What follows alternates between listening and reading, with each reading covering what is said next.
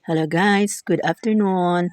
Ayan, nagdala ang pag-umangkon guys ng mais na yellow corn.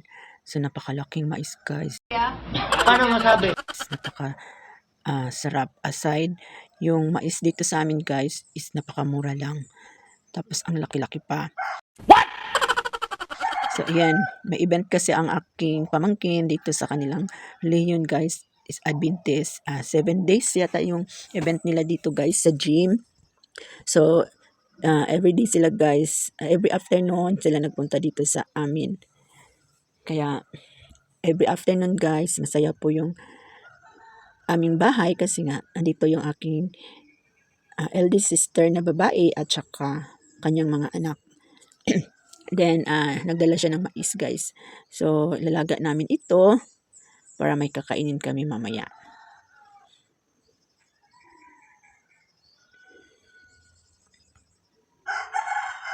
Mura lang daw yan guys, sabi ng pamangkin ko. Yan. So ang kulit ng aso ko, nahulog yung isang balat. Gustong kainin.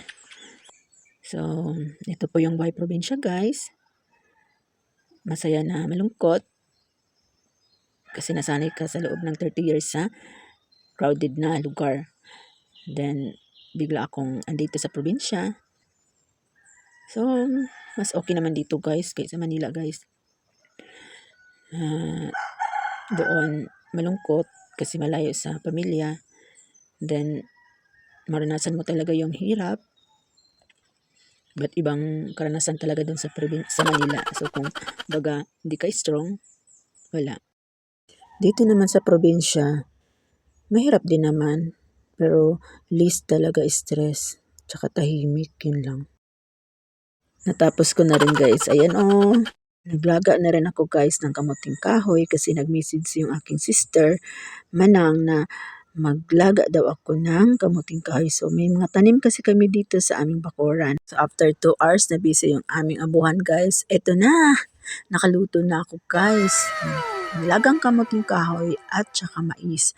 So yummy! Thank you for watching.